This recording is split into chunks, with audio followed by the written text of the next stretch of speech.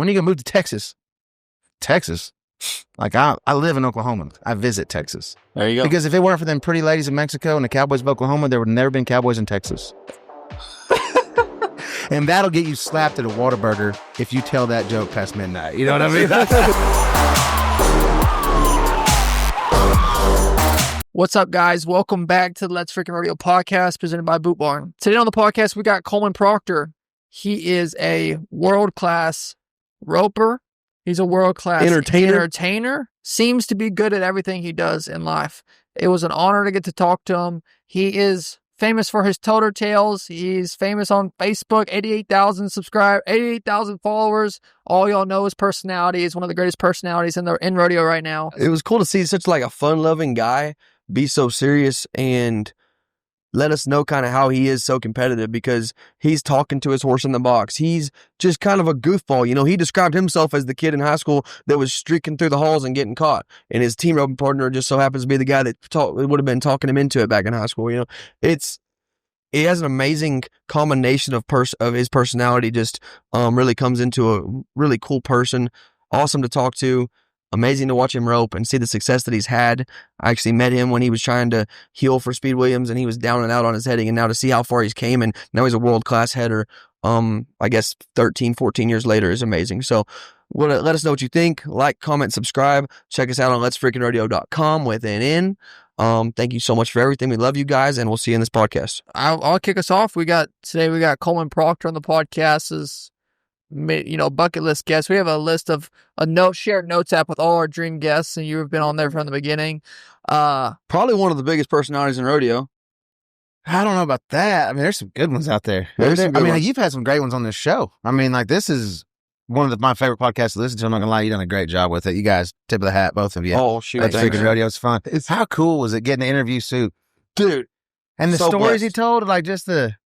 Man, it was fun. It's so blessed. We talked the night before that house fire, and he's like, man, shit, baby, come back up here. I can't wait to have you again. And, we were always talking about going and doing it again. We're really blessed and thankful we got to do the one we did, and that, because that was so much fun. And that was also the turning point for us, where we realized what we liked and enjoyed and loved. We're presenting a podcast every week, and me and Cole were like, man, we're not the entertainers. You kind of are in that entertainment role where you can put the camera on you and entertain. No. We're more the interviewer guys. We get people who have amazing stories like yourself, and we ask good questions. And we didn't know that till Soup. So, but I'll tell you what though, how much was like your podcast?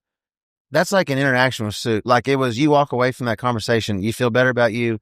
You've learned something. Yes. You understand stuff. Like, people don't realize, like, that's what it was like talking to Soup. And this is my favorite Super Looper story. This is like, I didn't really know him that well, right? I knew who he was, obviously, but I didn't know him like Blake Deckard, obviously. You know what I mean?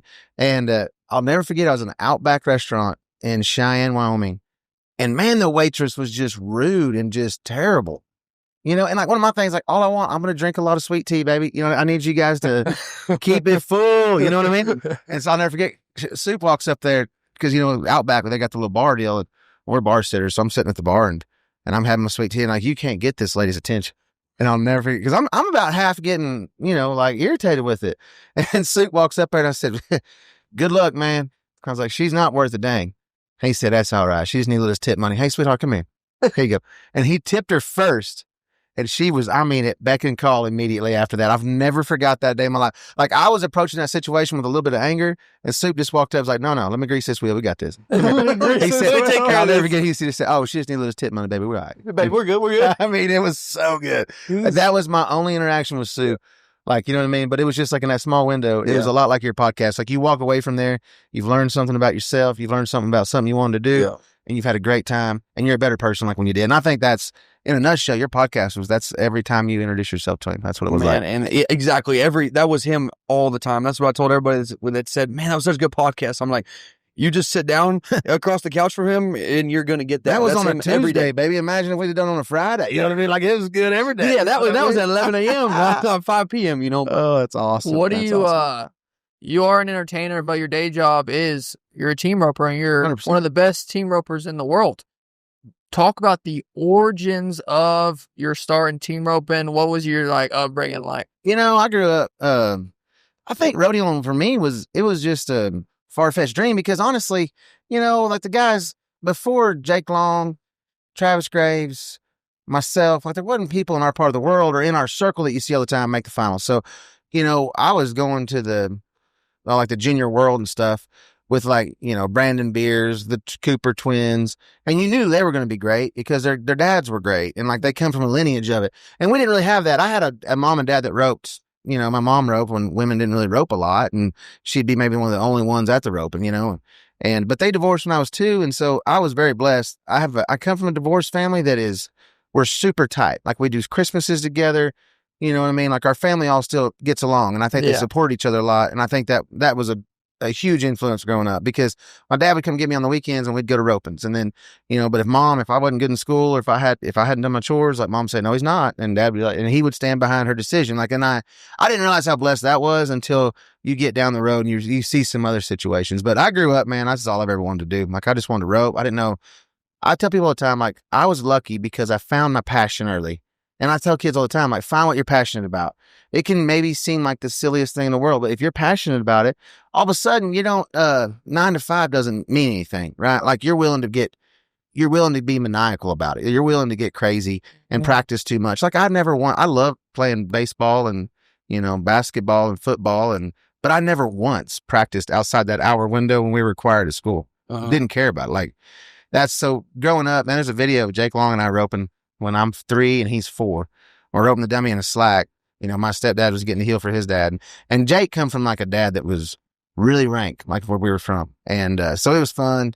Jake and I obviously become best friends when I'm really young. And that was great because I had somebody always pushing me. Like no matter what we were doing, we were competing. You know what I mean? Even though Jake has been better than me most of my whole life at everything we do. Like if we go play golf, Jake's going to outshoot me. I could shoot 65. He would find a way to go 64. You know what I mean? Like competitive. It's kind of like I am with Cole. I've never once shot 65. That wasn't on 9. Let's not get crazy. But, but it was fun because it always gave me something to be pushing at and be getting after. And so 2000, I just healed my whole life. Jake healed. I healed. He headed for me in high school, actually. And actually the first time we ever made it back to the straight, Jake was heading for me. We used to switch ends. That was our deal. Like, because we roped the dummy our whole life. The fast lane. You guys ever remember fast lane? Or am I too old? Yeah. That people don't know what a fast lane is, right? Now you'd have your shorty 2.0, get you one, kids. That's the best way to practice when you're young. Thank you to Smarty. Get your plug in. Get your plug in, man. Anyways, like we roped the fast lane. We pull over to rest area, even when we're rodeo headed to Denver, and we'd rope the fast lane for maybe 3 hours. You know what I mean? Like we loved roping fast lane together. So we'd always switch ends at all the ropings. Like you'd run the scenarios and stuff. So then one year we were like, you know what? Why don't we just switch ends in real life? And so we did one whole year. We were our second partner. So it was fun. Y'all roped up and back at the open ropings together. At every major roping. Yeah. That's pretty cool. First time I ever made it back. Well, but like, you look back now, you're like, that was dumb. But like, really, we didn't have great options. It wasn't like, you know what I mean? It wasn't like we were turning down you weren't turning down great partners. You know what I mean? But honestly, like where I come from, man, the first time I ever saw a guy named Todd Markham, Joel Maker, my hometown rodeo, Miami, Oklahoma, huge rodeo then on the circuit, huge rodeo. If you guys ever get a chance to enter Miami, just come on down. You'll figure out what it's about. I mean, it's good. But I was a little kid. And I'm at the fence, and I watched Joel Maker and Todd Markham run one, and they go like 4-4. They switch ropes. They don't switch horses. They switch ropes and came back and went like 4-2. You know what I mean? And I thought that was the coolest thing ever. That's pretty cool. Like, because my whole life, I've wanted to be a cowboy. Like, I wanted to be the best roper. You know what I mean? Like, I don't let them lower my heel number. Like, I've never applied to get my heel number lowered. Right. I'm still a 10 because I grew up my whole life. I wanted to be the best header, the best healer you could be. I saw Tyler Magnus came into the school one time. And this is like when I'm young in my formidable years. And they're telling me like, well, you can't heel yet because you got to learn how to head first. You can't be a great header and a great healer. I'll never forget that. Tyler's there doing school. And I'm like, he is. You know what I mean? Like, well, what's his number? And they're like, well, he's a 7 header, 9 healer. That's as high as you could be back in the day. I'm like, well, that's what I want to be. Yep. So I'm going to head and I'm going to heel. You know what I mean? And then, so I'm a 9 header, 10 healer. And I'm like, no, I don't want to get lowered. For one, I don't handle steers good enough so that when I handle one bad and Logan wants to look at me and be like, man, that was kind of rough. I just want to be like, hey, we're all 10s here. You know what I mean? That's pretty good. But then, that was my goal. Like, man, the whole life, I wanted to grow up and be the best I could be. Uh-huh. But I didn't know what rodeoing was going to look like. I honestly didn't know what success would look like. Right. In what I want to do now. I never dreamed that I'd be doing what I'm doing now. Like that, I wasn't down the road. I was just passionate about roping. and I found a way. You know what I mean? Right. I didn't know what success was going to look like. Before we keep going, he just said something. We do a Rodeo for Dummies segment that we'll get to later. But before I forget, that's what I was writing down. Describe the numbered system. Perfect. Great question. Yep. We've been trying to do a specific team roping ones because team roping has the most economic impact in the Western industry. Well, it's like Landman said, 2 million team ropers can't be wrong. He said that on Landman? Yeah. No way. Yeah. Isn't that the, yeah. That's the new show Taylor with, Sheridan what's his show. name? Jim Bob Thornton or something? You know what's bad is like, and I got buddies like, that's just so, I'm like, I know, but I'm hooked. Every Sunday, we watch Yellowstone every Sunday. I love it. We got mad when they left us with a cliffhanger, right? I'm yet to finish 1923. We've been waiting to finish that one out because we haven't been able to sit down. It was. Did they finish Yellowstone yet? I know the final season was. I know, but then there's all kinds of. At the end, is Kevin Costner coming back? What's going down? Is he? Hey, you know what's cool? I went to Ben Johnson on Sunday. Forey Smith was there, right? Really? And like he came for like a meet and greet, and he chased steers out all weekend. No way. That's what they said. Like he's a cowboy. He's a. He was, and like we tried to get him on the podcast. You know what's crazy too is like you look at him like he's so cool, and like they're all great actors, right? So you think, it's Forey, and I don't want to go to the train station. You know what I mean? This and that. So absolutely, like that's Lloyd. You know what I mean? But then when you see him in real life, like he is so cowboy, he just fits in with the rest of the Osage cowboys over there chasing steers out. You know what I mean? That's pretty cool. He fit right in. It was really neat. He's a super, super cool guy. Are you you just talked about buying like 60 something head of steers. So the question is, you're a cowboy, but there's some cowboys that are in the arena cowboy, but outside the arena are not cowboy. They just do their own deal. But you seem to be doing inside and outside the arena. We're blessed. I married my wife, and they've had a family ranch since 1894. Like our ranch, the ranch we did run now, it's been longer. It's been longer than the statehood of Oklahoma, and that's a cool. To me, that's a cool thing. That's where like the Diamond Bar Ranch, like that's where. To me, it's like there's a lot of tradition and heritage with that. Yeah. So Steph's dad, he ran cows, and he got me in the cow calf game. You know what I mean? And he gave me everything I've learned about it. Basically came from him. Obviously, I know a lot of people, and I do a lot of question asking because I'm not gonna lie to you, man. I don't like to lose at anything. People say all the time, like, because I'm, I laugh a lot and I visit and this and that, but like I hate to lose. I'm the most competitive person you'll meet. You know what I mean? I've understood after a long time of learning how to lose that these are the productive ways to do it. So I'm always hustling and trying to get better. But no, those steers I'm buying right now, I'm buying NFR practice steers. And my wife didn't understand it when I wrote a huge check for some last month. But it takes, we got to start now getting ready for the next, because I used to be like, well, when I make the finals, I want to make sure I got the security that I've made the finals, and then I'll go buy the steers, and then we'll start practicing, right? But like now, it's like I'm not leaving doubt to myself. You know what I mean? Like I'm 54th in the world last week, and I wrote a $92,000 check just trying to sort through and get me some NFR practice steers. And my wife's like, you realize 54th, they only take 15. And I'm like, you realize it's not June. You know what I mean? Like if it was October, I maybe wouldn't be doing this. You know what I mean? Yeah. But like we haven't even started roping good. Like no telling what's going to happen. But you know you're what I mean? confident. I mean, well, that's why we do it. I think the coolest thing ever, mind you, like we didn't come from the people that ever dreamed of making the NFR. Yeah. Like we wanted to. Back in the day when, this is probably before y'all's time, but back in the day that they showed it on ESPN 8, the Ocho, I was talking about that. But like the last 3 rounds would be on ESPN 2, and you know what I mean? And like if you had a buddy that was in town that had cable, you could go get your VCR, record those 3 rounds, and I lived on those old scrubby tapes. VCR was a machine that would play a cassette tape that big, right? Like we don't stream back in the day. And then like you'd have to get the scrubbing right. You know what I mean? You'd be fast forwarding and reversing it for too any much. Gen Zers out there. I promise you. It's funny. My kid, I'm just bad as my kids are starting to be those kids. You know what I mean? They're like, Dad, what is this? I'm like, honey, that's a VHS. Yeah. That was long before your iPad, and it weighed more than your iPad. How old are your It's a lot different. How old are your kids? Man, I have 3 beautiful kids. They're 7, 5, and a year old. Yeah, so the 7-year-old could possibly watch this and maybe comprehend it a little bit. But in 10 years when they watch this back, they're gonna be like, a what? VHS. You know what I'm saying? Yeah, I won't even. But no, we back to your original question. No, we run a lot of cows. They're between my mother-in-law and I, we run about 200, 225. What cool. Don't ask somebody how many cows they run, Cole. I'm teaching them the Western Code, the way of life. All right, guys, we're going to take a quick break from the podcast to tell you about our presenting sponsor, Boot Barn. Hey, Cole, you headed to Pinoca in a couple weeks. Where are you going to go first? Before I cross that border, We got to stop at Boot Barn, baby. Boot Barn sponsors over 600 rodeos across the country. If you're a Let's Freakin' Rodeo fan and you listen to this podcast, you probably should be a Boot Barn fan. I'm just telling you. They got 450 locations across the country from coast to coast. They are supporting this podcast. They're supporting the rodeo industry. We support those people who support us, and that's Boot Barn. I'm just telling you, you need some boots, some jeans, maybe a belt, shades, hat, cap, shirt, long sleeve, short sleeve. I don't care what kind of style you are. Call me or anything in between. Go to Boot Barn or visit bootbarn.com online and get what you need. They got you covered from head to toe. Thanks, Boot Barn, for sponsoring this podcast. As always, let's get back to it. That's all right. I mean, shoot, I don't mind talking about it. You know, I tell you what it is, though. You know that I'm staying busy. Like, you know what I mean? People say all the time, like, hey, where's your podcast coming back out? And I'm like, honestly, I've got to get on the road in order to record some. Because I've got some great guests I want to talk to you back home with the Toter Tales. But, man, like, when I'm home, I'm busy. Like, I'm rolling. I mean, I'm having to handle business right now because that rig's got to leave today to pick us up in Nebraska tonight. You know what I mean? And we're just... You're flying to Nebraska? North Platte or what? Yes, sir. North Platte in the morning, baby. Are you Prairie Circuit? Oh, yeah.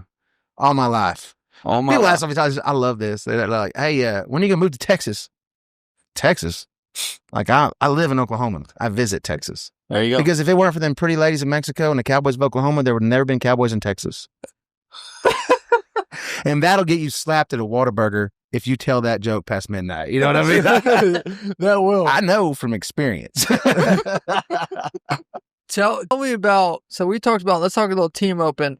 We've heard. I wanted to ask him where the Toter Tales came from. Yeah. Yeah, because he said he's waiting on to get on the road to do his Toter Tales. Yeah. Where did you come up with that idea? And like, it grew. I was looking you up on Facebook. You got like 88,000 followers on Facebook. Isn't that nuts? It's insane. And it's funny too when you go to like a BFI or something big and people be like, oh my God, Coleman Proctor, my wife loves watching your videos. And I'm like, man, I rope too. You know what I mean? Like they're starting to know me now more for those videos. You know what's funny? I'd left down in Texas, headed up to home, and it was bad weather, and I was trying to get home.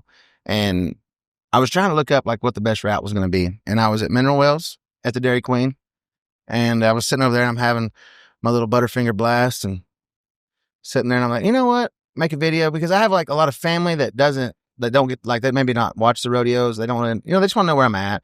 You know, people that, you got your circle of people you talk to, but like a lot of people want to know where you're headed and what you're doing. So I make a little video and put it on Facebook. Just, hey guys, what's the road like out there? Like, I'm just what's the best route to get home? I was like, you know what? I might call this my Toter Tales, right? And that's just literally where it started. And then I started doing those videos, and I don't know. I mainly do it.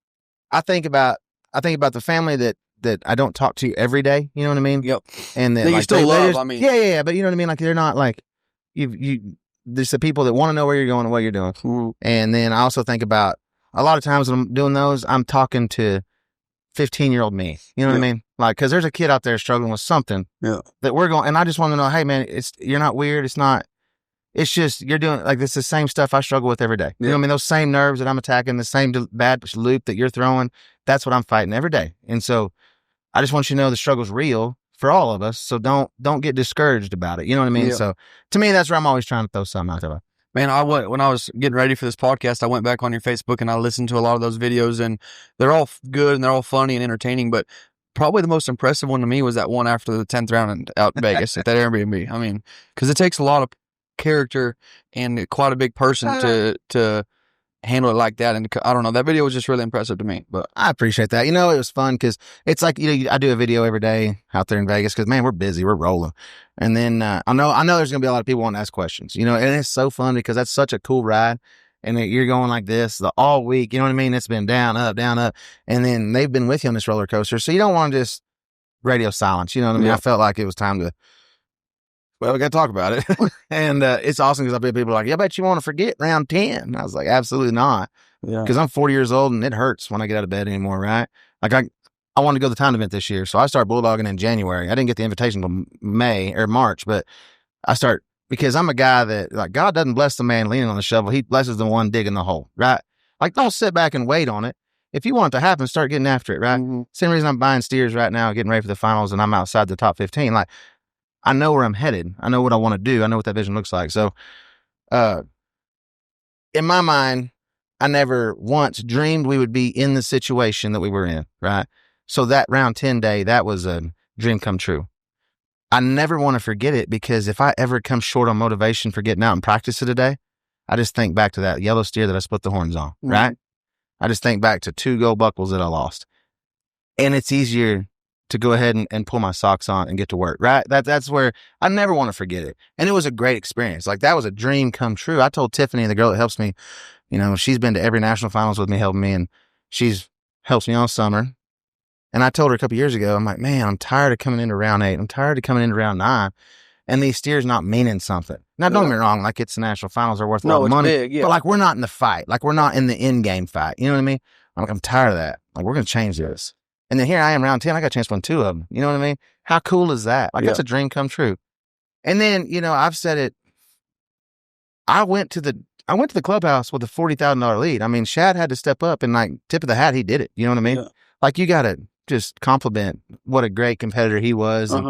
And I'll tell you this, like, one of my favorite things about Shad Mayfield, like, we're in a fight that week. You know what I mean? It's fun. Like, that's a fun back and forth. And he's having a little bit of grief. But like, when I started the first of the week, a guy that's helped me at the house, he's like, hey, all I ask is when you get out there, if you can find Shad Mayfield and get his autograph, please do that. This lady at work wants his autograph. Her name's Megan or whatever. And so I'm like, okay, I got you, bub. So I get out there and I ask him, like, when we're doing the grand entry practice and stuff, like, hey, before you get done this week, I need an autograph for a lady named Megan. So he's like, I got you, baby. I got you. So, all right, perfect. So the week's going on, and like, I know he's having a little grief, and he isn't having the finals he's wanting, you know what I mean? And I'm charging. And so like, we're getting into round 8, 9, and 10. Like, now I'm starting to get ahead of him. And I'll never forget, on the day of round 10, he come pulling in. He's like, hey man, I hadn't forgot. Cause I'd text him like, hey, don't forget. It's all this guy asked of me. And I'm one of those guys, like, if I tell you a chicken will pull a train, just go get the chain. You know what I mean? So I'm not going to let him down. You know what I mean? And so round 10, and like, here he's lost all the momentum. I'm ahead. He pulled up. He's like, hey man, what's that lady's name? Here you go. And it's like, and that could be cool. Like one of the lowest moments of your competition deal. You know what I mean? For him to be like, hey bub, I ain't forgot about you. Here you go. That was really cool for me. That is really cool. I should have had him make one out to me then too, because he went on to do great things that night. You know what I mean? I hung it on my wall, you know? Right. That's pretty cool. So you said you didn't know that was something you didn't even really dream of being, was 10th go round roping for 2 gold buckles. Well, we talk about it, right? But like, in reality of like, man, this is actually going to happen. Didn't see it happening. No. And it's a dream come true. Now, is it different in your mind a little bit now that it felt real? Or you like different goals, different mindset going into this year and the upcoming years, or what's your thoughts? Absolutely. Because now it's like, dude, I've done been to the top, and I've missed for the thing that we've wanted our whole life. Right. And I woke up the next day just fine. I still took my kids to the diner on Tuesday when we got back, and we still went to school, and like, nobody showed up at my house and ate me, right? Like, nothing bad happened. Like, so literally, I have screwed up for the thing we've wanted our whole life, and I'm still just fine. Yeah. Well, that makes me a dangerous person now. Because now I realize, like, what are you scared of now? What's the worst thing that could happen? I've already screwed up for way better than this. So now, like, what am I worried about? You know what I mean? Yeah. It's like when we win the American. Yeah. That's the most money I've ever roped for. I'm sure you. Same, yeah. Right? And it's like, that gets the juices flowing, right? Like, that's... And now it's like, man, I've run them for big money, and I've won. I've run them for big money. I've lost. I've run one for a gold buckle and lost. Next time I run one for a gold buckle, probably not losing. Right? That's my mindset. Like, but that's what round 10 does for me. And that's what I think every time in my life, every bad situation that's happened, there's been huge opportunity come out of it. 2018, I missed the finals the first time. First chance I got to go to the NFR and work it for Cowboy Channel, right? 2019, have a great year, bounce back. And it was funny. They tried to give me tickets to go to the rodeo night. Hey, here's some tickets. You want to go to the rodeo night? I'm like, no. I got one seat in that house, and it's in a 14.5-inch coat saddle. You know what I mean? Like, that's it. I'm not going to watch it perfect. I'm going to head back and watch it with my wife at the Mirage. You know what I mean? That's right. And so 2019, amazing year. 2020, missed the finals, right? Well, because of the opportunities that happened in 2018 and working with Cowboy Channel, now Purina, they signed me to a bigger deal, and they want to do this show, and that starts the Purina pregame show that's now huge. You know what I mean? And it's a huge endorsement for me, and it's a huge opportunity for me. And it's like, every time I'd miss the finals, like, that's what missing the finals doesn't scare me, because great things come out of that, right? What makes me mad, I guess, the most, or scares me the most, is a poor performance of the finals because of lack of preparation. And that's why we're buying steers in May. I love it. You know what I mean? Especially with what they're costing right now. I mean, holy. Yeah, let's not bring that up. We ain't got to put that on here. Yeah. What was some feedback you got from So maybe some critiques you got some from people, or maybe in those pivotal support, people that reach out to you and support. There's probably always people on both sides of the aisle. Oh, yeah. I guess you talking about for like the finals or round 10? Yeah. In life, I get a lot of critiques every day, man. I'm married and got three little girls. I get a lot of critiques every day. What's fun about being a girl dad is you never thought that braiding your horse's mane was going to come in handy. Like, you never knew that was going to be a life skill that's required. Yeah. And now, that's every morning. Like, I'm braiding hair. It's fun. But anyways, no, I guess one of the greatest things, when I got back up top, of course, Jake Long, who had just won the average, he texted me as soon as, because we thought, everybody in my corner doing the figure, and like Shad has to win 5th or better, right? Mm-hmm. And I didn't get to see Quade. Quade Hyatt, he'd run his first one, and something happened, like, right? Like, I don't. Yep. But when I come in the contestant lounge, they're like, no, Quade, he tied him down, so he's good in the average. So, like, everything's locking in. And then Shad runs his calf kicks, and he doesn't place in that. So, like, we think, oh, you know what I mean? Oh, my God. And then they come over, they're like, hey, no, 600. Because they grab you. They won't let you walk off. So you're saying he thought he won it. Is what he's saying. So, like, whenever I get done missing for a gold buckle in round 10 in the team rope, and like, if I'd have been 4-1, I think I win it. But we had to be 3-4 for my partner to win it. And the night before, we had to talk like, hey, tonight we're running one for both of us to win a gold buckle. Like, not, you know what I mean? Because I'd gone to Pendleton and he went home. And so, like, there was a little discrepancy with our money. Like, I had a little bit more than him. So I'm like, I'm running this steer for us to win a gold buckle. Like, this has been the fight. We're together. I'm not backing off and taking an extra swing. And looking back, wish I would have, but no, I give it all I had. You know what I mean? But I tried it for both of us. So when as soon as I step off, I'm already disappointed and a little bit upset. And I hand my horse off the tiff, and they're like, Coleman, you got to come with us, because if you're leading the world, they make you stay up. We're like, everybody they keep down there has already won the world, right? And I'm still, nothing's decided. So I'm just having to stand out here and watch with these guys. And it's kind of like being a substitute on the traveling basketball team. I mean, you still get the warm-up gear and you still get to go, but you still ride the bench. You know what I mean? So you're just sitting over there on the side. And anyway, so when they said, no, he got you by 600, and it's just like, whew, like, I mean, everything crashes down. And Jake Long, I'll never forget, he texts me. He's like, where you at? I'm like, at the contestants lounge. And he just come in, he sit down just like this. He just sits down next to me. We don't say a word. We don't even hardly talk. He just puts his hand on his shoulder, and he's just like, man, Bubba, sorry, I thought you had him. Right? Yeah. And he doesn't have to say anything, right? Just having your best friend your whole life, like, girl, you know what I mean? Like, just that support right there. Mm-hmm. That meant the world. Mm-hmm. So finally, it's like, all right, it's time to go. We got to go upstairs and get after it. And I'm mic'd up. Jeff Manners has a cool documentary deal coming out. It's going to be like Hard Knocks. Just sold it to Paramount. It's going to be pretty sweet. 2 seasons of it. It's awesome. Really? So I'm mic'd up the whole week, right? And these guys have been following this journey all week. And so I'm like, oh, gosh. So as soon as I step out the elevator, you know what I mean? They got cameras on me and everything else. It's fine. And I'm good because I'm professional, and I believe that we're blessed to perform in the arena. You know what I mean? There's been a lot of people give their time, effort, both when I was a kid, nowadays. Man, I'm not talking about great sponsors. I'm talking about anybody that ever opened the chutes for me. In my mind, you're disrespecting them when you throw a fit. That's why you see me smile. I might go outside, out back, and throw a wall ringer of a fit, but I'm never going to do it on stage in front of everybody. You know what I mean? Because that arena is hallowed ground. That's sacred. Like, that's a bad example. We don't do that. If you respect where people came from before you, you don't do that. So I've gotten to talk to myself. I'm good. I step out, I got to start shaking hands and kissing babies again. I step out the elevator, and the first person I see is Jake's dad, Uncle Crick. And I don't know why it hits me. It's like, ooh, my eyes start welling up. I mean, I think it was the dust, maybe some allergies out there. I don't know. Vegas is hard that time of year. You know what I mean? But that was the first person I saw, and I was like, ooh. And he handed me a handkerchief. I still have the handkerchief in my trailer. He's like, here, Bubba. And he said, man, this stuff's hard. We're sure proud of you. But hearing my Uncle Crick say that, you know what I mean? And I was doing good, and I saw my mom. That was the hardest one. When I saw my mom, I just hugged her. And she doesn't care if I win or lose. Yeah. She just loves me out there chasing my dream.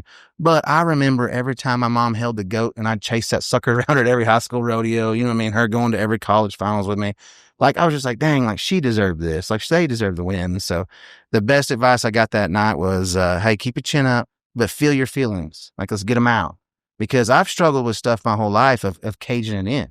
You know what I mean? Like, my whole life I've been, to say, like, the man of the house. And I think this is something a lot of guys struggle with is, we got to just take it on the shoulders, Mhm. and there's no place for us to release that. You know what I mean? And then that can get very unhealthy in the way that you cope with it. Right. And so that's what Tiff, she's like, hey, you feel your feelings, man. Like, let it out. Do whatever you got to tonight. Like, you just feel your feelings, and then let's start rebuilding. And I think that's the best advice I had the whole time. And then, you know, my dad, my whole life, it'd be funny.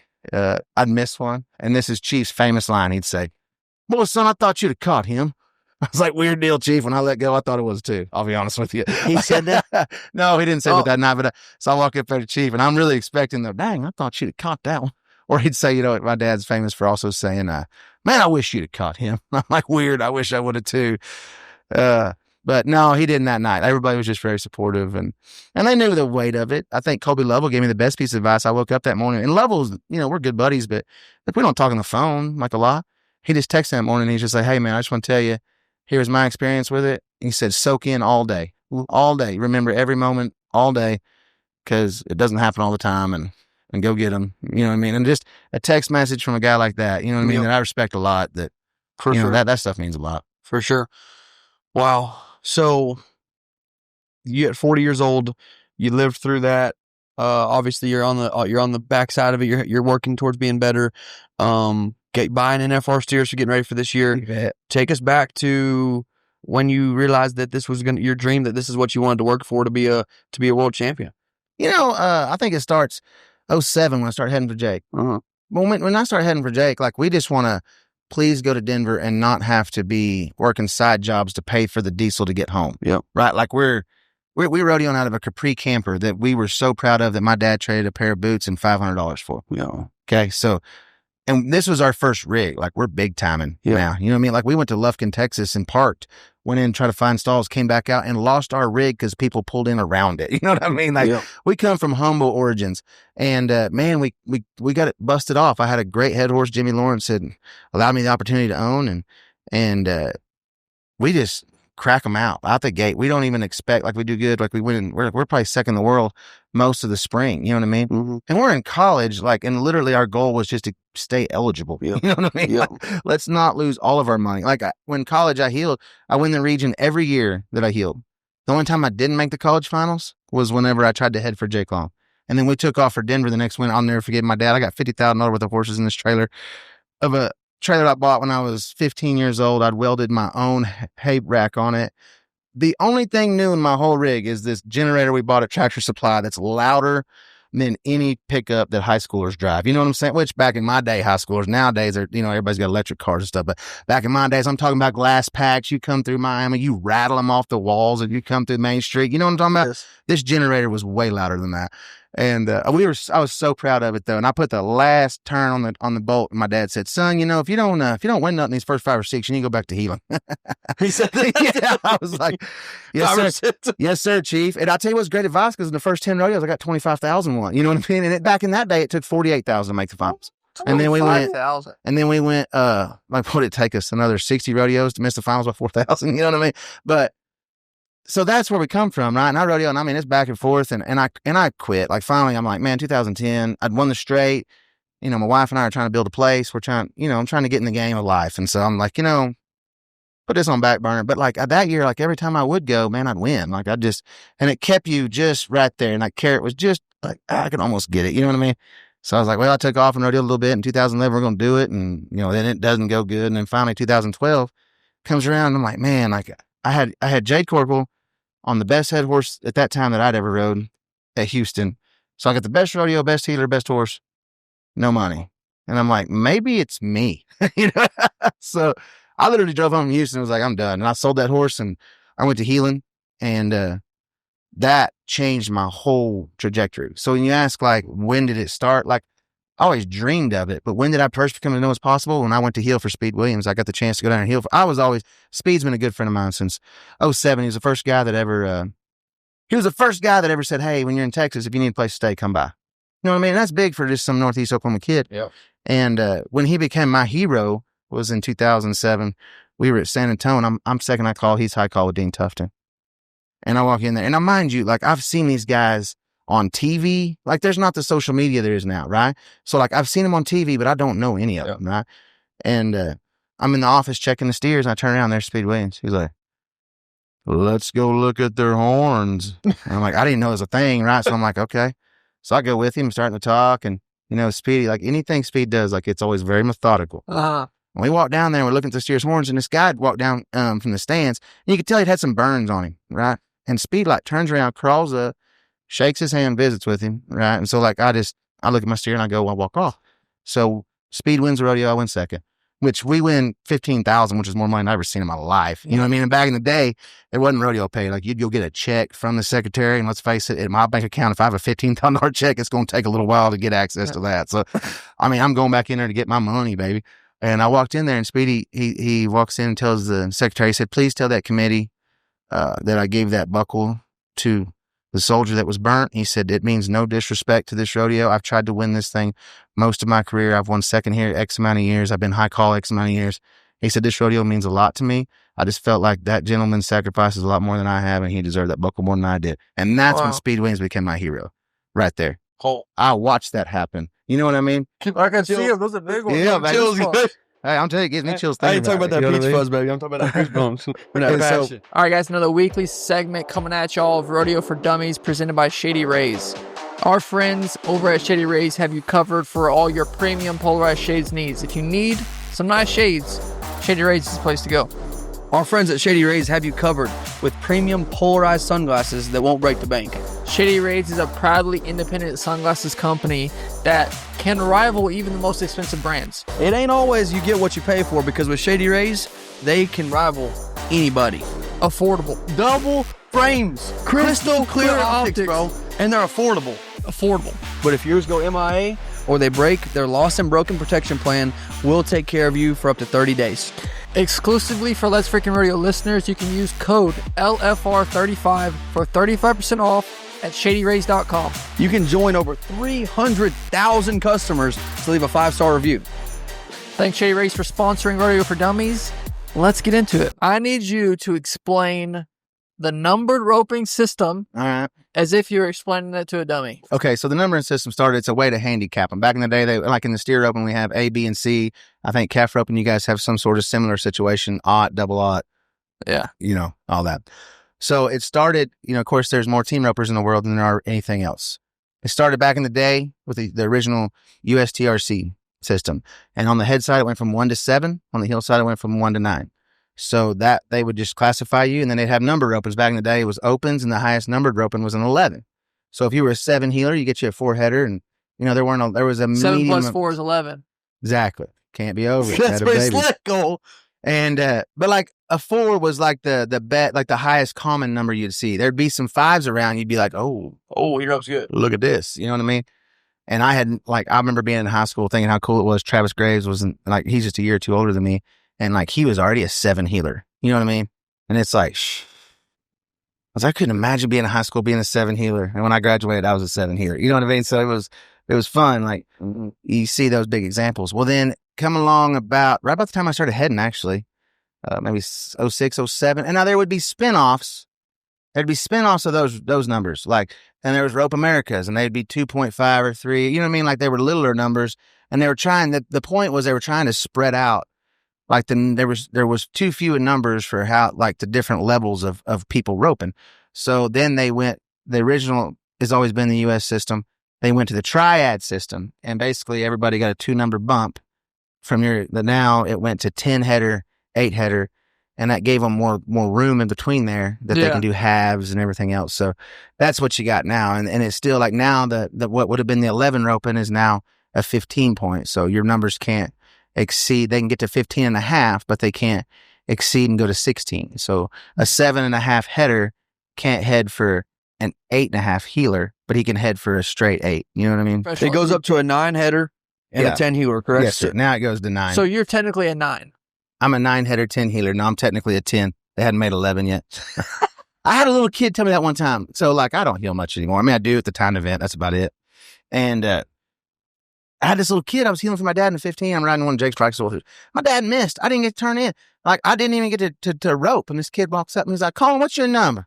Healing. And I was like, man, I'm a 10. Oh, shoot. I figured you was like an 8. Now, Jake Long will say, you can only offend me a few ways, and talking about that healing's one of them. And I'm like, excuse me. I said, you didn't even see me rope. He's like, but I just figured you was an 8. I said, no, I'm a 10. They hadn't made 11 yet. You know what I mean? And I've all got like, I'm like, this little 13-year-old. I figured Jack you was wagon. an 8. I'll never forget that as long as I live. Never He was forget probably it. just wanting you to be an 8 so he can get you in that 13. Oh, he just wanted to rope in the 13, you know what I mean? Because I have people all the time like, hey, you got all yours in the 13. And I'll be like, there's no way you're a 3. Yeah. So there's not like a good way to, you know what I mean? To be like, I'm sorry, I think we're too high number to rope together. You know what I mean? So Yeah. you got to get creative about like, oh, I'm not going to stay or not going to. So You ever just come across and be like, man, I think I rope too good and you rope too good. They're not going to let us rope in that one. You know what I mean? It's hard to say that. yeah. So number 5 header. I'm sure, do you rope with a lot of older guys, give them lessons, or who do you give lessons to a lot of times? Man, I rope with a lot of people, you know, kids, older people. I mean, it varies. Everybody loves team rope. Yeah. And because I think a lot, I like helping kids the most because, you know, kids when they're young, you always talk about, I'll have a parent show up and I'll be like, well, I don't let him heel because it messes up his calf roping, which messes up his head and which messes up his heeling. And it's like, no, roping is a very simple game. What made me handy, what made Caleb Schmidt handy, what made all the best head ropers in the world handy is that they did all the events. Mm-hmm. And you learn that, like, I'm going to rope this calf by putting my swing over the target, and I'm going to continue to swing through the target. That's the easiest way to rope. And it's whether you're roping calves, whether you're heading, whether you're heeling, you know what I mean? Like, it's all the same stuff. But it's just, there's any chance you get to be handier, you need to take advantage of it. Exactly. You know? So kids, that's kind of your advice is just rope anything you can. Yeah. Figure out how to use your rope. Man, I grew up the youngest of 3 kids, and I had 2 sisters who were way older and meaner than me. And I learned when I was a young kid that you only rope the things you have a plan to get your rope off. You know what I mean? So you rope your sister and trip her one time, you find out pretty fast that, you know, I'm not roping her again. You know what I mean? So rope only the things you're going to be able to get your rope off of. I guess that was probably my first lesson, and have the end game in mind when you start, you know? I roped a cat one time. And he crawled up my leg and liked to have shredded me. And thank goodness my mom got him off of me and got the rope off. And that's the last time I roped a cat. You know what I mean? So, yeah, rope anything you can. You know, and don't ever be scared don't ever think by roping this, it's going to make this worse. Uh-huh. You know what I mean? Because all that is an excuse. You know what I mean? That's end of story. That, you know, Speedy was the first person to ever say, come down. So I'd be down there. I'm pestering him all the time. I'm down there no matter what. And every time we'd run one, like, he'd be like, all right, high teamer, gotta be 11. And I'd be heeling on something. Even though I'm heading, like, I'd be heeling on something. I love to heel. And I would miss. It wouldn't matter. I would miss every time. So he'd always be like, oh, got you there. You know what I mean? And so that's how he talks, too. So that's a perfect impersonation. You know, and people, and like, when I do speeds and impersonations, like, it's never coming from like I'm never making fun of that guy. It comes from a place of love because I've heard him chew my butt so many times. It's ingrained in the back of my head. When I walk in the box at Calgary literally 2 years ago, and I got to be 14 seconds, I'd be 11 seconds to win 14,000. That's the setup, right? And I walk in, and literally in my head, I can just hear, high tamer, got to be 11, right? Because it's like, now it's just in my head ingrained. You know what I mean? And I step up to the challenge. Now I understand what I'm doing. You know what I mean? And so that man, like, I wouldn't be near where I'm at without him and Shane Boston. You never heard of Coleman Proctor. You know what I mean? But 2012, I go home, I sell the head horse, I'm done. Just gonna stick around the house. I get me a great job. I make $150 a day, putting up metal buildings, doing a little welding, you know what I mean? And going to amateur rodeos on the weekends, winning a couple thousand. Like, I'm rolling, you know? And every time we go to the U.S. Opens, they lowered me that year. I'll never forget. So the number system, they lowered me down half a point. Well, I didn't apply for that.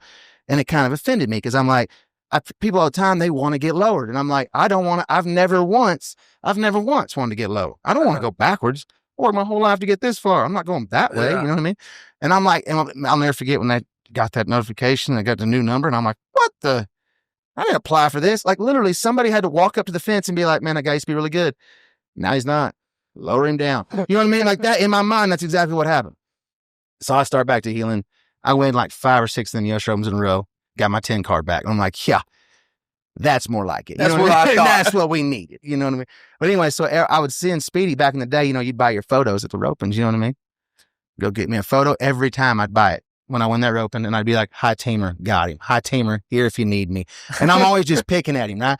Well, I didn't realize Speed's fixing to crack back out. He's roping Michael Jones and Mike, him and Mike, for some reason they split. And he calls me. I'll never forget the phone conversation because I'm in an amateur rodeo in Oklahoma, under a tree, talking to Chuck Morgan. And he calls me. He's like, when are you going to come try out? Try out for what? Like, I'm a little old for baseball, so what do you mean? He's like, been showing me how good you're healing.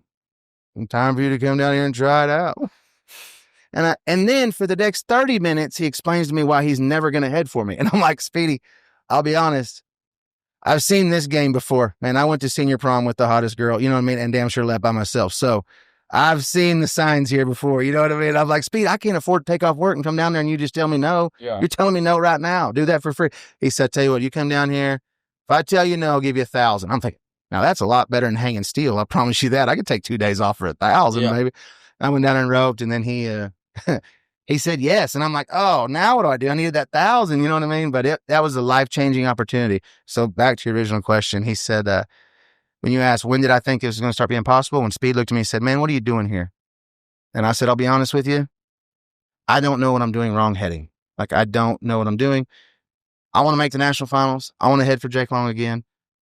Those are my goals. And I said, and I can't figure it out from that side. And I figured if I get to heel behind you, I'll figure it out more from watching on this side of the play. So think about it. I got to go heel for the greatest header that's ever walked. I got to see his preparation. I got to see the way that man practices. You know, my wife gives me a hard time all the time. She talks about how hard I work at it and everything I'm doing. It's like, well, man, I watched the man do it. Like I understood now that like what I was doing, I'm not even a quarter of the way there. Like you gotta, if you're believing in yourself and doing something, man, you give everything you got. You know, I had a professor in college that told me that you have to take the tenacity of the pig. And I was like, what? And he's like, son, the chicken shows up to breakfast and contributes. The pig, he was dedicated. Think about that. Right? True. If you want that bacon, they're not slapping out an egg and leaving. If you're going to give the bacon, you got to give it all. Right? So that's where it changed my life right there. You know, that's when I knew it was possible. And then about that time in 2010, Jake Long had made the finals. He got in with the Tryons, right? He's roping with Brady and he's buddying with Clay Tryon. And I'll never forget this. He's like, dude, you won't believe the way these guys think.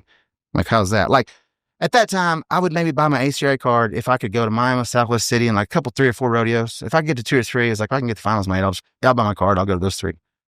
So in my mind, I was like, I'm only going to buy my card because I can get to 3 of these and I'll make those finals in those 3 rodeos. Like, that was my mentality, right?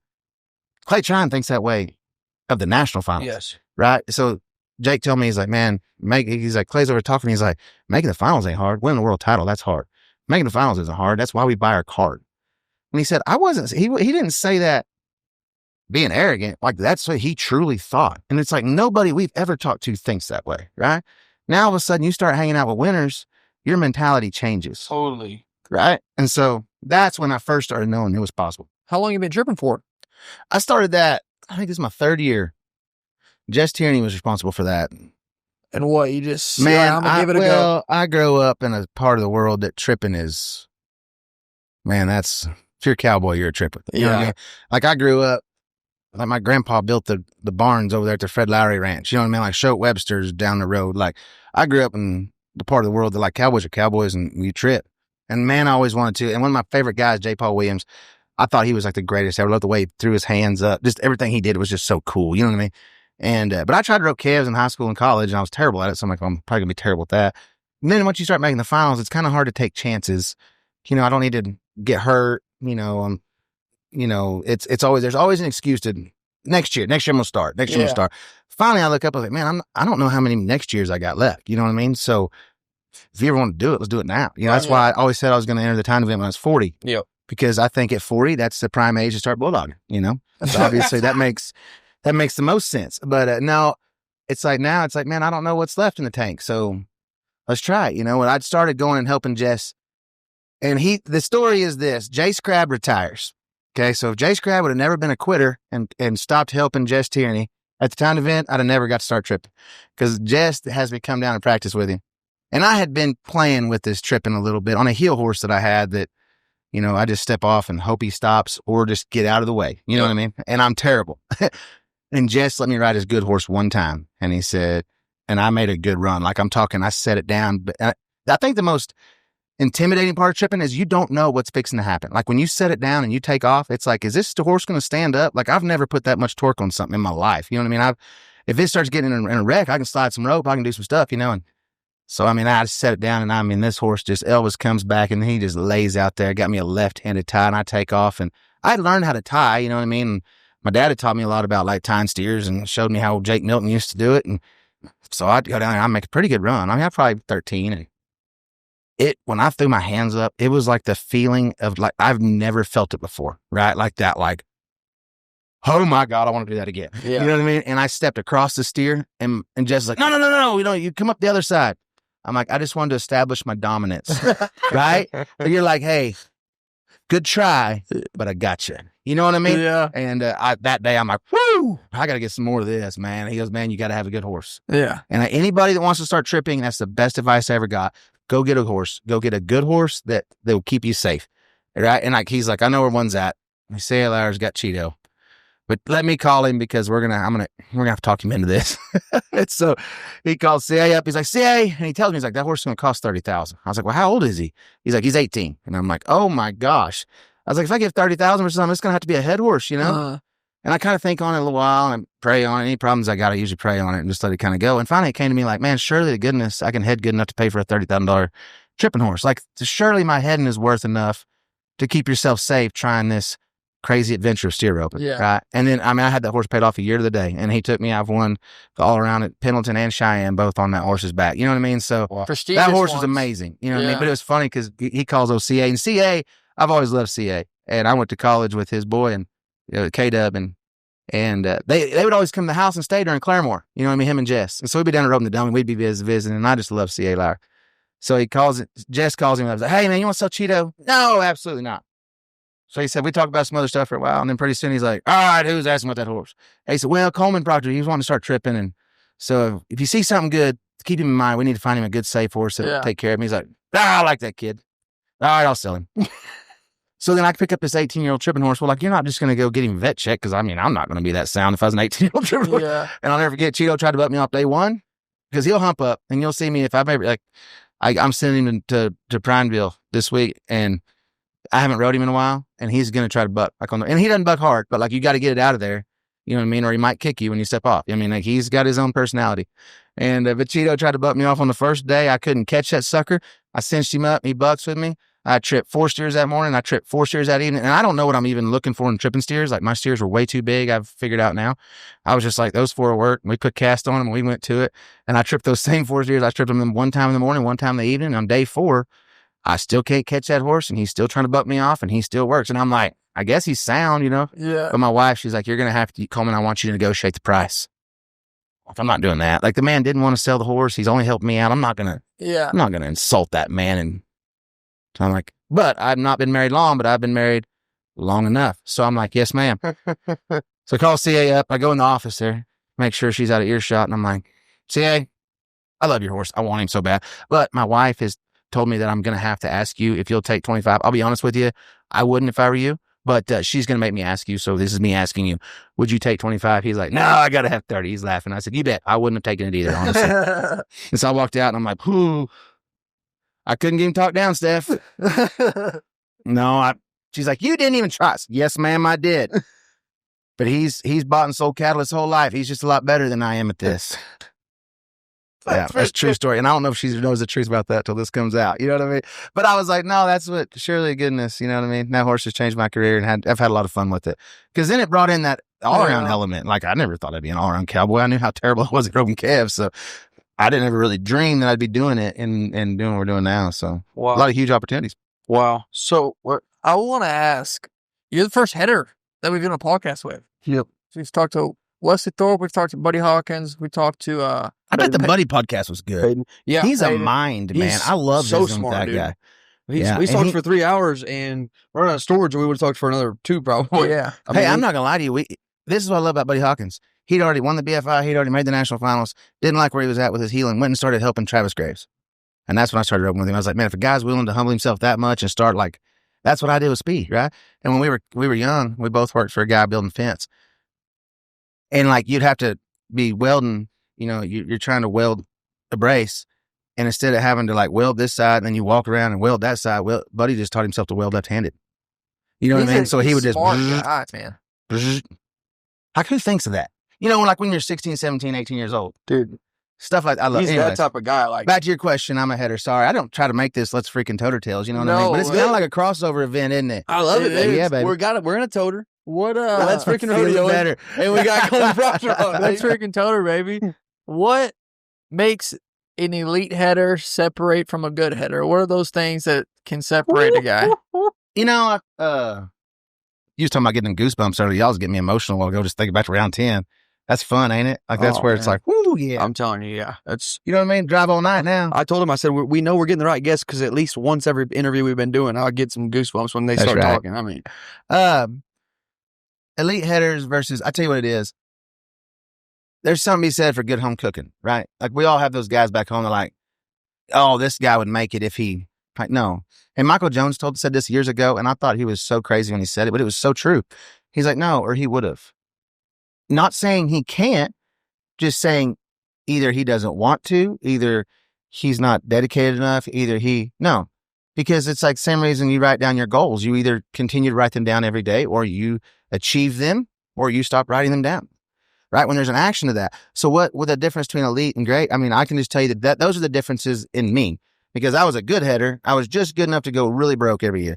And then I would call my buddy Scott McGill up, and he'd put me to work at M4 Construction. We'd go back building metal buildings, and I'd get my card bought, and I'd get eligible again, and then I'd take off and go rodeoing again. I was his full-time, part-time guy. True story.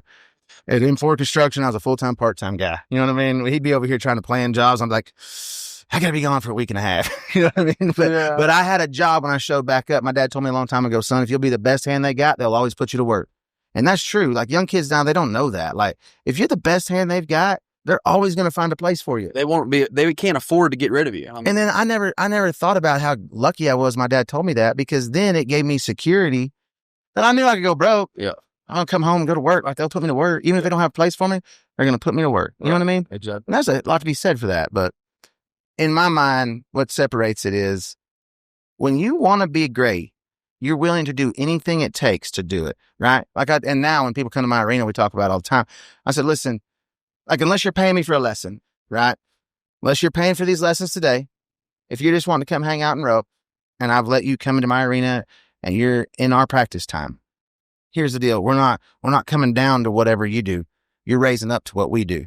When you walk in this arena, we're not trying to be good. We're trying to be great. I'm already good. I'm looking for great. You know what I mean? How do you do that? That's the difference. That's just a mentality. When people come up and come into the arena, are you like, hey, are you like corrective and like blunt, or are you? I mean, obviously you can't be a jackwagon. Yeah, but no, I tell you what it is as we come to understanding, like, listen, if you're here and you want to hang out, because I was blessed that I had speed that would just tell me the truth. You know what I mean? Yeah. He didn't sugarcoat it. But he told me the stuff that, like, I literally asked him one time, I'm there healing for him. I'm watching some videos, and he'd be like, ah! That's all he'd do. Ah! Or he'd take a sip of his sweet tea. I'm like, what? Your head. I'm like, well, what's wrong with my head? He's like, not here to work on it. You're here to heal. And he just go on, right? But that's speed. You got to understand him, man. He's going to, and I'm like, so I'd be like, what the hell's wrong with my head? You know, I'm here to heal. Like, why you got to talk like that? And so then it'd be like, I was going to head for Jennifer at the U.S. finals. And finally he's like, I'll tell you two things. Your angles suck and you ride like shit. That's the first two pieces of advice I've ever got about my head. But what it taught me was I was like, okay, well, how do I fix it? Oh, here to work on your head. Right? But now I chew on it, right? And I'm like, well, then you could figure it out. You're smart enough to figure it out. Those are the two answers. Like, those are the two answers that I've been waiting here for a year and a half. That's the reason I haven't made the finals, right? Like, I'm not, you know what I mean? It's like, wow. Like, in that one blunt answer, that's what he gives. So when people show up at my house, and I'm not being rude, just understand, man, time is precious. Like, that's an invaluable resource. We don't know how much we got. So if I give you my time today and I allow you to hang out in this practice pen while I'm working on me and I'm doing all this stuff, like, I don't do lessons for free because everything my parents gave me, I tore up. But as soon as I had to start making my own money and buy that stuff, I take care of it, right? All of a sudden, things have a place. You know what I mean? All of a sudden, I'm not losing stuff. Yeah. So, and it's the same way with advice. Like, everybody wants advice, but 90% of the time, they just want to argue with you. They just want to, well, I just don't see it that way. Well, this is what so-and-so says. That's fine. How's that working for you? Like, the other day, I had a kid up, and he feels that. You're I tell you, every lesson I do. This is my speech, right? Because generally speaking, like, I'm doing lessons, and I'm doing lessons for you, but you brought him as a header, right? And this kid's not paying me. His parents ain't paying me. So honestly, like, I'm giving you advice because you're here with him, right? Yes. And then, like, that kid, all of a sudden, he's just like, oh, you know, finally, this is my speech, and this is what I tell him. Listen, I don't care. We're never going to make a living together. So I don't care. I'm telling you what you need to hear. Like, this is what you need to do to get better. Take it, leave it. I don't care. Your only job is to do your job so he can do his, because I'm here to train him. You're a byproduct of me training him. So take my advice, don't take my advice. I don't care. We're never going to make a living together, right? So I don't care if you suck tomorrow. That's fine. That's on you. Here's what you need to work on. If you'd like to get a hold and do it, great. If not, I don't care. I'm here to train him. Like, he better be listening to me. He's also the one paying me. And guess what? When all of a sudden you got to pull it out of your wallet, your ears open up, right? Mm-hmm.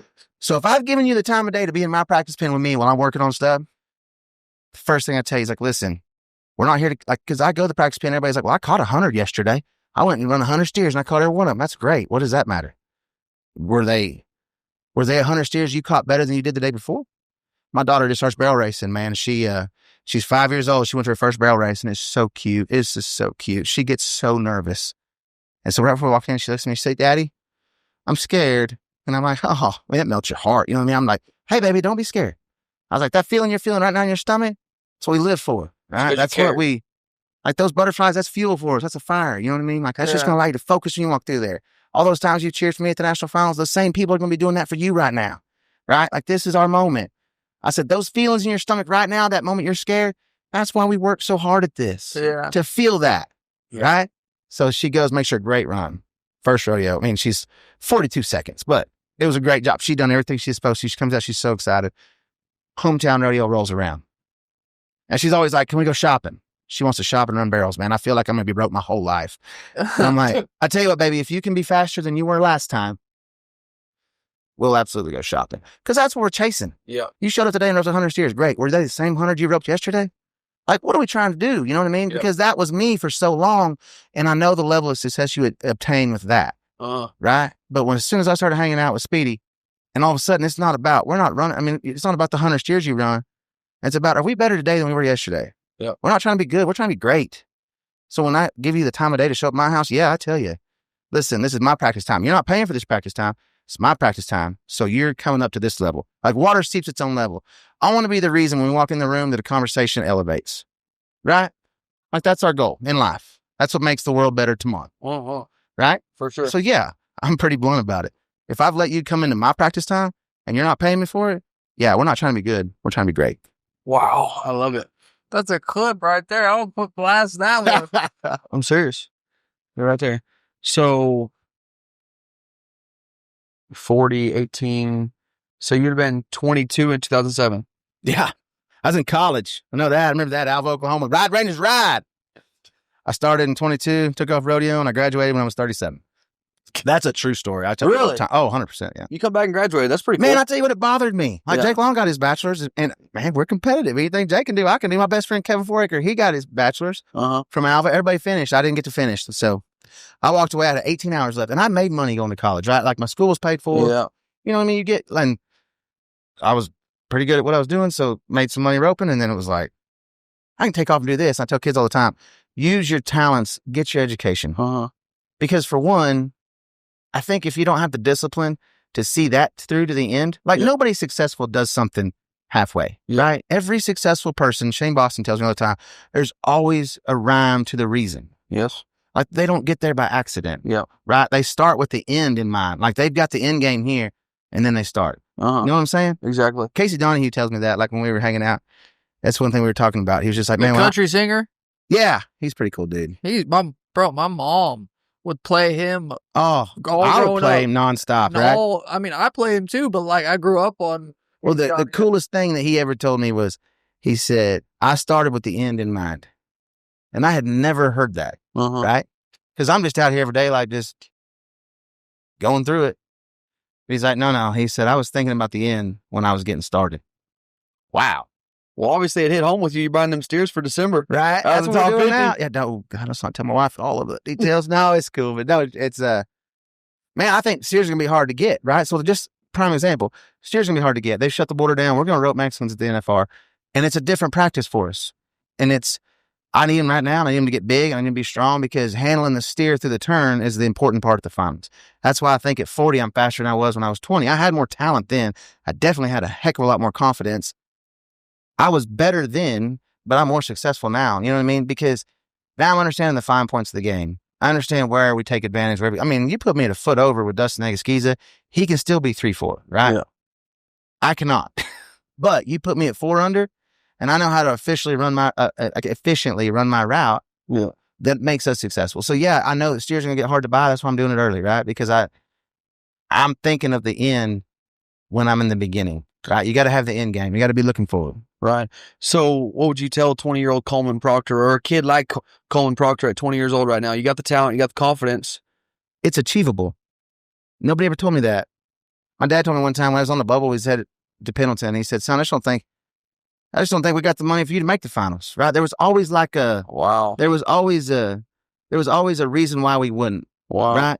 I tell my kids every day, like my girl, I got 2 little girls and they kind of fuss each other. I'd be like, quit looking for reasons to be upset. Start looking for reasons to be excited. That's our talk, right?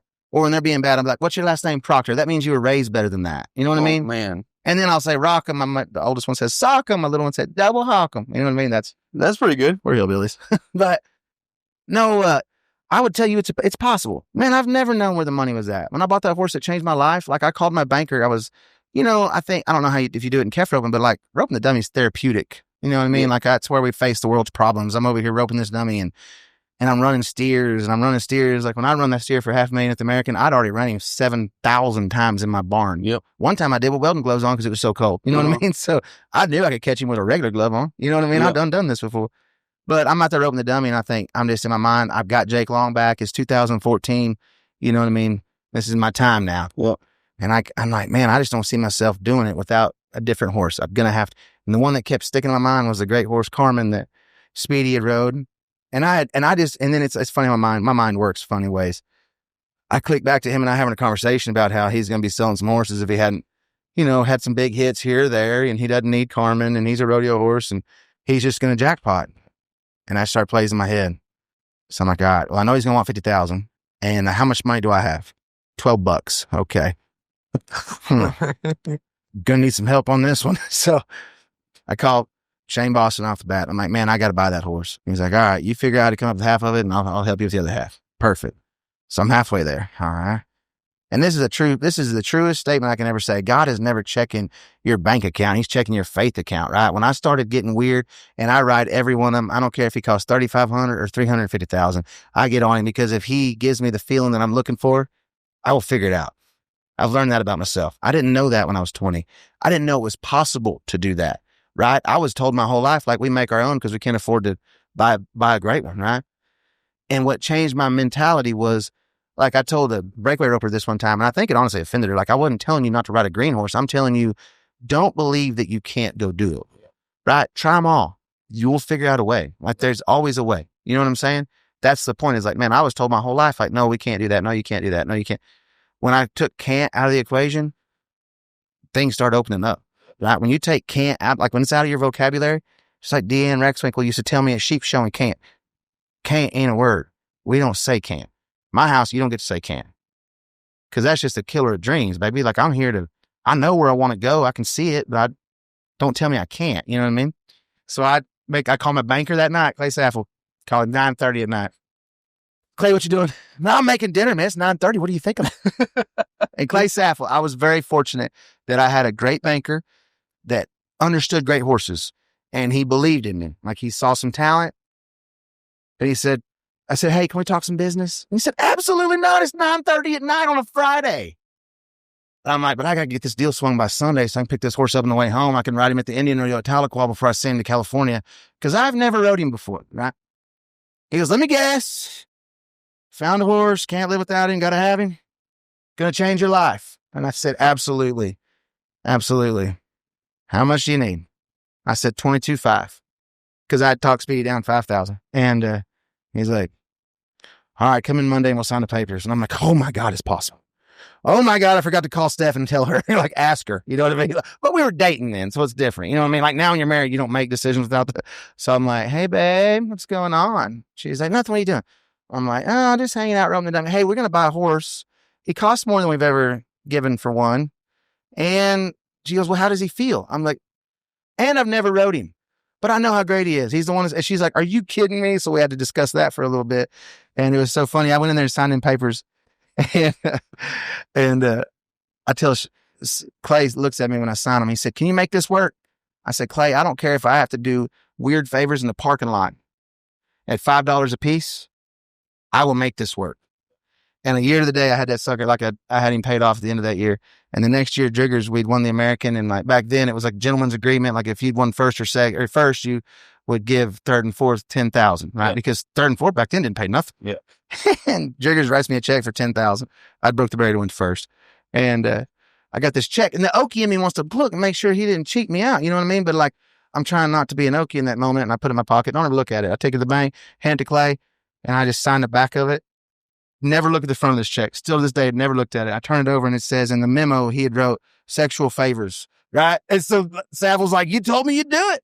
Whatever it took for make this deal work. He laughed so hard at that. Funny. And he loaned me money on head horses after that. So I mean, be a man of your word, I guess, is the That's true. There. That's pretty funny. And probably thank the Lord it was 2014. Yeah, that was like way back then. I can't do that stuff now. You know what I mean? Yeah. No, it was good. Now. It was good. People don't realize that either. Like this, it's funny how as soon as I took Kane out of the equation, man, things started opening up. And I think that's what I would tell 20-year-old Coleman Proctor. Like, you don't know what's possible. Yeah. I mean, still this day, I don't feel like I'm done. I feel like I'm ascending. Like, who knows what's next? Exactly. And I hope whenever I'm done rodeo, and I hope the next thing that I'm passionate about it, because I've been passionate about this my whole life, right? And that fuels you whenever you're in your down moments or you don't want to practice. Like you're passionate about this. Exactly. So I just hope we find my next passion.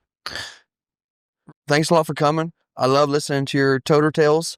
Love that we can have a little bit of collaboration. Let's freaking toter, something like that. You bet. I love that. Let's do a little crossover work. Yes, because y'all are doing it. Like y'all are.